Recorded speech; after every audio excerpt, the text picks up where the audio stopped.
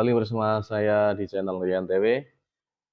Teman-teman, sebenarnya untuk pemilu itu masih sekitaran 1,5 tahun lagi, cuman dari sekarang ya, dari itu sudah sangat ramai sekali, bahkan sudah ada yang sampai mendeklarasikannya, dan dari para pendukungnya pun sudah panas ya. Jadi yang ini mendukung ini, yang ini mendukung ini, yang saya lihat di media sosial itu yang ketika dia mendukung yang jelek itu ya, ketika dia mendukung salah satu pihak, maka dia akan menjelekkan pihak yang lainnya. Katakanlah ada orang yang mendukung Anies, ya, katakan ada yang mendukung Anies, ya, dia membuat postingan Anies itu seperti ini, dia sudah membangun JIS, dia sudah seperti ini, membangun kota Jakarta dengan bagusnya. Kemudian dia satu sisi dia menjelekkan orang lain, seperti mungkin menjelekkan Prabowo atau menjelekkan Ganjar. Prabowo itu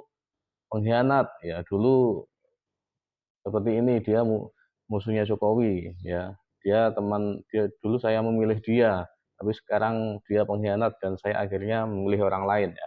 Itulah dan dari sinilah semacam ada eh, sudah timbul suatu perpecahan ataupun pola yang memisahkan di antara masyarakat yang membela dan mendukung dan tidak mendukung salah satu pihak. Dan dari sini dengan adanya eh, dukung dan mendukung tersebut, eh, yang saya pikir sendiri, yang saya pikir apakah ketika dia mendukung salah satu pihak itu dia murni mendukung, atau apakah ketika dia mendukung salah satu pihak itu dia tidak harus menjelekkan orang lain. Nah, dan apakah ketika dia mendukung salah satu pihak itu tidak perlu mendiskreditkan salah satu pihak. Nah, dan ini semuanya menjadi pilihan Anda ya. Entah ketika mendukung salah satu itu teman-temanku semuanya itu menjelekkan yang lain, eee, ataupun tidak, atau bagaimana, yang penting ya macam-macam di masyarakat karena sangat kompleks sekali permasalahan di masyarakat. Ada yang begini teman-teman, jadi, ada yang mendukung salah satu pihak ini ya, salah satu pihak, contohnya dia mendukung, Anies Baswedan. Kenapa dia mendukung Anies Baswedan? Karena, ketika di pemerintahan Jokowi ini dia merasa bahwa Jokowi ini, eee, dia tidak apa ya, saat pemerintahan Jokowi ini hidup saya kacau, ya, hidup saya kacau, hidup saya dipecat dari perusahaan, kemudian saya seperti ini, saya cerai, kemudian yang lain-lain. Itu akhirnya yang disalahkan siapa? Yang disalahkan ya orang yang menjadi pemerintah, yang sebenarnya itu sebenarnya problem kamu sendiri ya, problem kamu sendiri. Kalau kita bisa introspeksi diri, itu kan problem diri sendiri. Tapi kebanyakan orang mengaitkan dengan kehidupan sendiri dan mengaitkannya dengan kehidupan ataupun mengaitkannya dengan permasalahan ataupun katakanlah pemerintah yang ada sekarang. Jadi itu kan banyak sekali yang model-model seperti itu. Ya, saat pemerintahan Jokowi dulu saya bisa menjual seperti ini dengan lancar, ya, tapi ketika pemerintahan Jokowi saya tidak bisa menjual apapun, bahkan saya menjual satu barang pun tidak bisa, dan saya bangkrut. Itu juga banyak seperti itu. Dan, eee, ketika kita berpikir dewasa, kenapa sih, eee, hidup kamu harus ditautkan dengan orang lain? Karena sebenarnya semuanya, eee, se kehidupan kamu sekarang itu kan tergantung dari apa yang kamu perbuatkan sebenarnya seperti itu. Apa yang kamu lakukan sebelum-sebelumnya itu kan imbas dari kehidupan sebelumnya atau perilaku kehidupan sebelumnya. Katakanlah seperti orang pemabuk ya, orang pemabuk, ke depannya ketika dia sakit ya, yang disalahkan jangan pemerintah pemerintah tidak tidak mengharamkan ini dan masih pemerintah apa ya, tidak memberantas minuman ini dan akhirnya saya mabuk. Loh, itu yang disalahkan kan kamu. Sebenarnya dari segi, eee, minuman keras itu pun sudah ilegal Kak, kalau dipasarkan secara umum ya itu. Itu kan itu menyalahkan orang lain, tapi sebenarnya itu kesalahan diri sendiri, itu banyak yang seperti itu. Dan, bagaimana sih sebenarnya kita harus memilih seorang pemimpin, itu yang, bisa kita pikirkan terhadap apa yang, harus kita jalani ke depannya. Tidak ketika kita mendukung salah satu pihak itu, imbas dari, kekecewaan kita terhadap apa yang terjadi sekarang. Itu namanya egois kamu sendiri.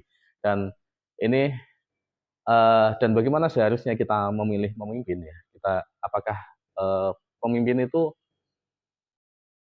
contohnya Anies ya, seorang Anies Baswedan sudah, membangun Jakarta dengan baik ya, sudah membangun JIS, sudah membangun apa, Formula E, dan sampai sekarang, eee entah kita tidak tahu apakah JIS itu digunakan sebagai mestinya, apakah Formula E sampai sekarang juga bagaimana, kan tidak jelas ya, itu. Apakah kita memilih pemimpin karena sebab-sebab seperti itu? Apakah juga seperti ini, Ganjar, dia kelihatan merakyat, dia punya YouTube, dia suka jalan-jalan seperti itu. Apakah kita juga memilih pemimpin juga karena hal tersebut, hal ini ya itu saja? Jadi substansi yang sangat mudah sekali ketika dilakukan oleh orang banyak. Nah, katakanlah sebenarnya hal-hal seperti ini pun dilakukan banyak orang ya, seperti bupati-bupati yang lain ataupun gubernur-gubernur yang lain, tapi tidak terpopuler ya.